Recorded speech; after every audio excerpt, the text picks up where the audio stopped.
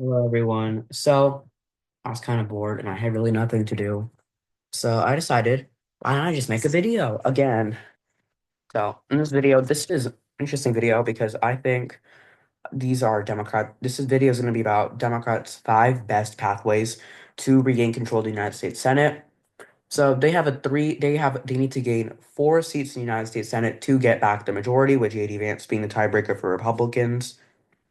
And we take a look at quote unquote, if we take a look at states Donald Trump won by less than 15 that have a Republican in it, also Maine. We see North Carolina, Ohio, Iowa, Texas, Alaska, and Florida. So these states are all states Donald Trump won by less than 15%. So we take a look. Democrats, they would get the majority like that. That's not the first play, by the way. I'm gonna make it clear. But then we take a look at the margins. Alaska was 13, Texas was 14, Florida was 13, Ohio was 11, Iowa was 13. We see that slowly becomes a situation that's probably not going to happen. Now it requires Democrats to gain at least 15% in the generic ballot, which, even if it's a blue wave year, they're not going to win the generic ballot by that much. I'd honestly be surprised if they could. So we take a look at the map. Republicans, five. Um, they have a decent majority. So let's start with Democrats' first way they regain Senate control. This isn't in any type of order. I just thought this would be like just pathways. So obviously, I think every single pathway on this list for most likely is going to start through North Carolina and Maine. These two states are the most likely to flip. They have some very vulnerable incumbents. We saw Donald Trump won North Carolina by 3.2. However, on the same ballot, we saw in the governor's race that that's not it. We saw that Mark Robinson lost by 15% in North Carolina. So there was an 18-point deficit. And actually, that made North Carolina more blue than Delaware and more blue than Washington, which is pretty crazy to think about considering it's North Carolina. And we see Roy Cooper, he was term limited, that's why he couldn't run. And we take a look at the 2026 Senate race in North Carolina. We see Tillis won by 1.7, so he actually outperformed Trump in North Carolina. But I'm honestly speaking, the only reason he won is because Cal Cunningham had a very large scandal. We can take a look here. I'm not going to read this out loud because YouTube censorship laws and because I'm not home alone. I'm not going to read that. We take a look here. We take a, I say that. I say this too much. We take, okay. For Democrats, Roy Cooper and Wiley Nickel. I think both of these candidates, and then Jeff Jackson, all three of these candidates are pretty decent candidates. Roy Cooper, arguably the best candidate. And then Wiley Nickel won in a competitive House race that was gerrymandered for the Republicans now. But back then, it was a Republican leaning seat. Democrats picked up the open race they got from redistricting. And then Jeff Jackson would be a decent candidate too. So that's where the first pathway will come. And then Maine, I made an entire YouTube short about Maine, so you can go watch that because I don't want to um want to. Uh, so we saw here 800 ballots were not carried out in an instant runoff tabulation. There's no way that many. There's no way. It's 800 ballots. And so we see this was her worst performance. And also, this is a Biden state. Biden won the state. Kamala won the state. Hillary won the state by a smaller margin. Obama won the state. All these people, they won the state. Collins, we've seen power partisanship catch up in so many states throughout the last 2 years. We saw it catch up in Montana, Ohio, Nevada, Florida, not Texas, North Dakota, Indiana, Missouri. We saw partisanship catch up all over the nation, even with ranked choice voting. First of all, ranked choice voting does not favor Republicans at all. So that's where pathway one starts, and the rest of the pathways for the rest of the video.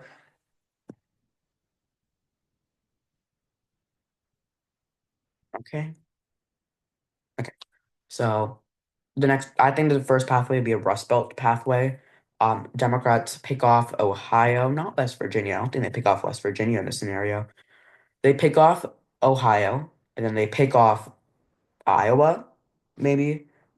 I think that's well, no, I think pathway one, they pick off hang on, they pick off Iowa and Ohio. So with Iowa and Ohio, we saw Iowa, they're probably going to primary out Journey Ernst, be detrimental to Republicans if an even worse candidate decides to run. So far, it really only looks like one candidate has run, Joshua Smith, the former vice chair of the Libertarian Party.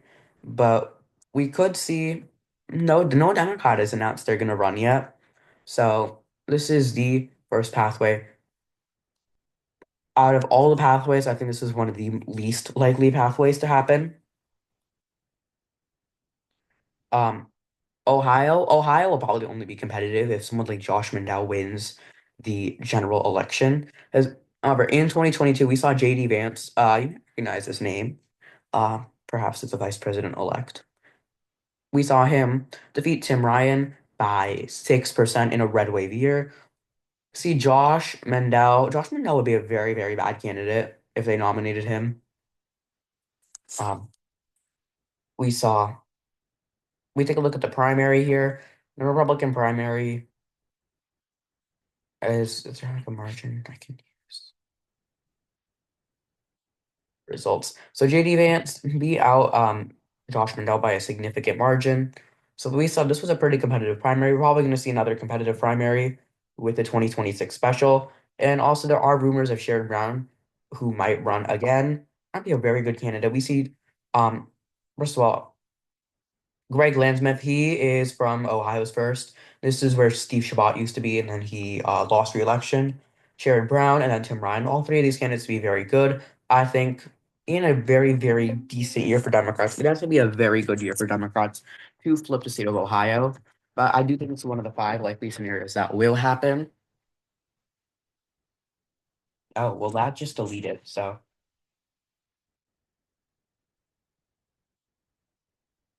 um, okay. So that's first map. Remember, Democrats need to flip 4 seats in the United States Senate to have this happen. The next thing is the opposite of the Rust Belt strategy. It's the Sun Belt strategy. These two states automatically are going to be the first to flip. And then you'll have Texas and Florida.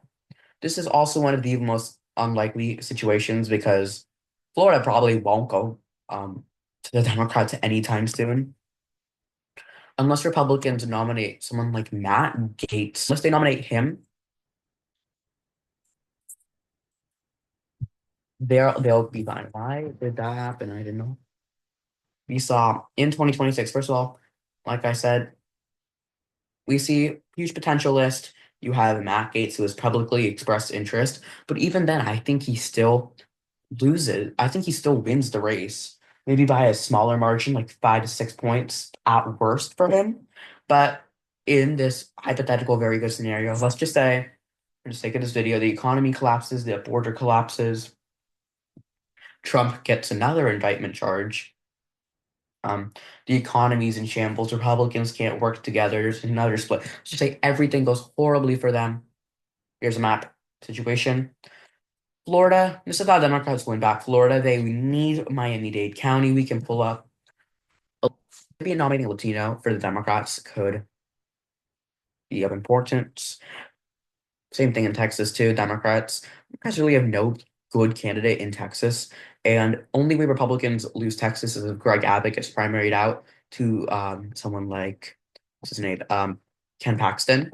That's really the only situation because 0.6 in 2020, so he outperformed Trump by 4 points. If he outperforms Trump by 4 points, he's winning by 17. However, let's just say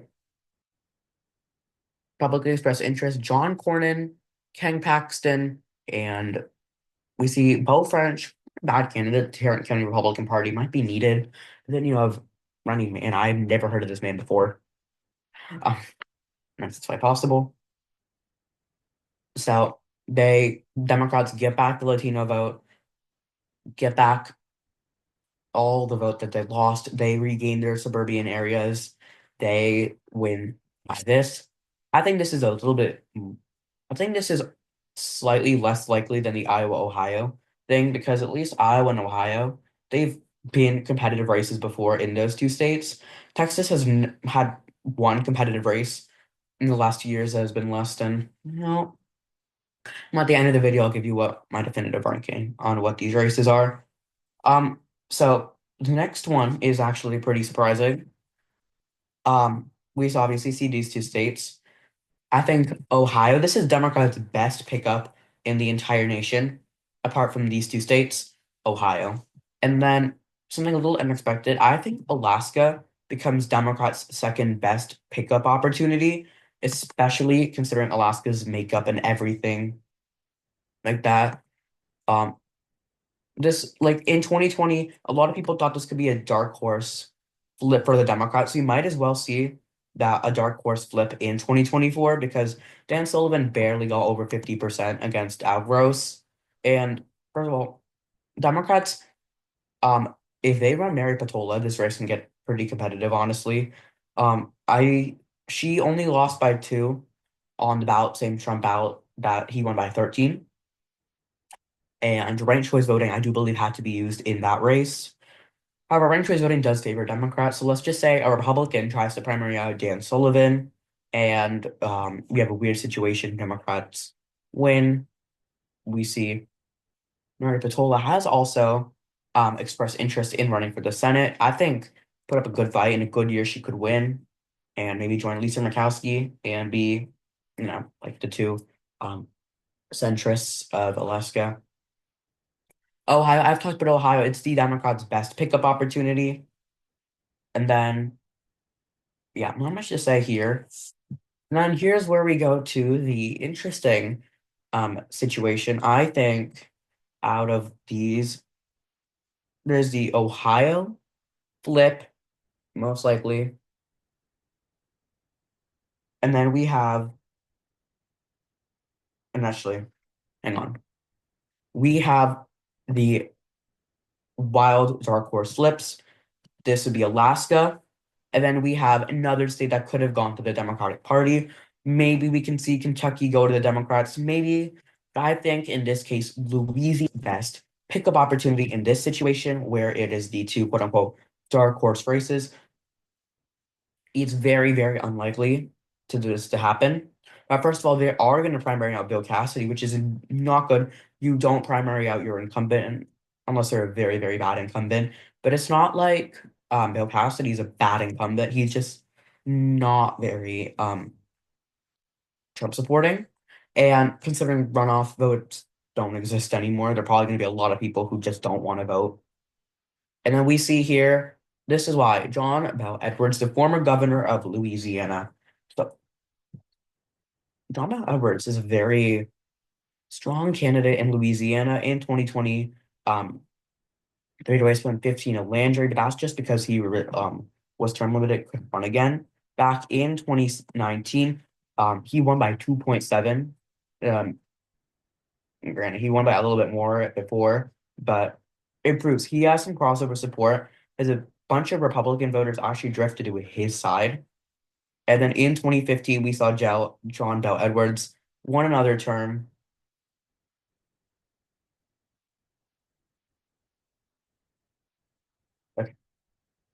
And then in 2011, before that, we saw this Democrat candidate absolutely get like demolished. Only got 17% of the vote. And then by 2015, they got 56. So we saw a huge shift towards John Bel Edwards. And that was an Obama year. This was a Democratic year. No, this was a Republican year. So I think this case happens. So I'm gonna add a few colors on here.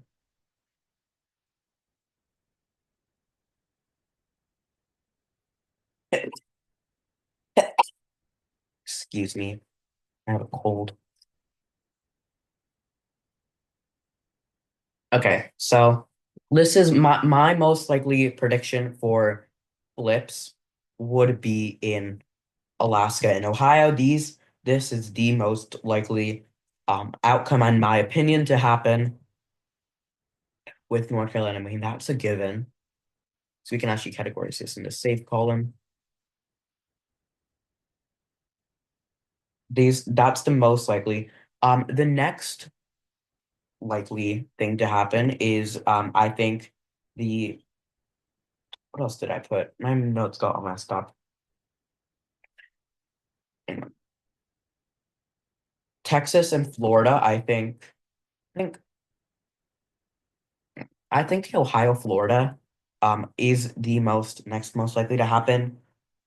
Well, no, I think did I even say Ohio and Texas? Oh, hang on. You know what? Maybe I won't do a ranking. Here's the thing, you guys can rank them in the comments. For a reminder, the things I talked about were Iowa and Ohio, Texas and Florida, a wild card state in Alaska, Louisiana and Alaska, Alaska and Ohio, and then Ohio and Texas. That's what I got for my most surprise. Well, not surprise. My most likely states that will flip. I do want to talk about one more. It is the possibility of a Republican actually defecting to be a Democrat. We haven't seen it happen in quite a few years. The last one was 2009 with Arlen Specter. But looking at the map, we can see, we take a look at Senate races. What if someone like, what's a good candidate? What if someone like Alaska, what if Lisa Murkowski does become a Democrat? What if we see that happen? That's my last and final way. So we take a look at the races. The Ohio, Iowa, and then Texas, Florida, Florida, and then Alaska, Ohio, Alaska, Louisiana, of all states. Also, I didn't do Kansas because Laura Kelly said she wouldn't run. And then, what other state did I say? There was another one. Um, oh yeah, Ohio and Texas. So of these, I think the most likely of all of these, I'm gonna redo this again. Alaska and Ohio is the most likely combination to happen. And then next most likely, I think will be the Ohio Texas bid. I think that's the next most likely to happen. And then after that, I think what's the next one. I think think Ohio and Alaska, Ohio and Texas. Texas and Florida is the next one. And last is I think you know, I think the Ohio Iowa bid is the least likely to happen. So decipher this map if you can. I do think of all these states, Ohio is the most likely to flip. Actually, I think Alaska is the most likely to flip, but for the sakes and purposes of this video. Yeah. So we take a look at the map. This is the current House, Senate delegation. Democrats have a long way to come to get back the majority. And I talked for too much, so goodbye.